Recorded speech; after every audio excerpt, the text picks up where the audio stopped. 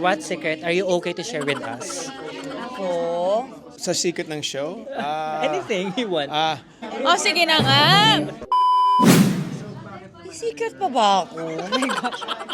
Alam mo, pag bumibili ako sa mga stores, pag maganda yung paper bag, okay lang naman sa akin i-share yung mga, dati kasi siyempre hindi naman tayo open sa kung paano tayo sa bahay, kung ano ba ginagawa natin. And ngayon, dahil sa social media, napapakita na rin natin yung side na yun, yung hindi tayo nakaayos, ano ginagawa natin pag wala tayong work. Especially you as an artist. Oo. So yun, okay sa akin yun. And okay din akong i-share yung mga kakengkoyan ko or pagkakamali ko, mga bubus ko. Parang feeling ko, dapat yung ganun, tinatawanan mo na lang yung sarili mo sa ganun. Don't take things seriously. Yeah. Hindi ko tinatapon.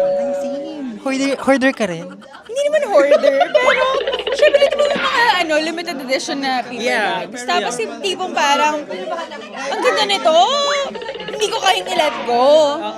So ayun. So ayun, isa sa mga secret niya. Lian, wag maingay. Creepy ba yun?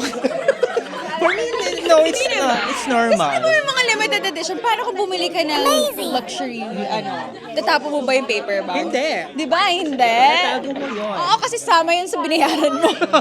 Malaki yun ah. True. Ayun. Yun. Wala. Wala. Ayoko mag-share ng secret. Akin lang siya. Ayun.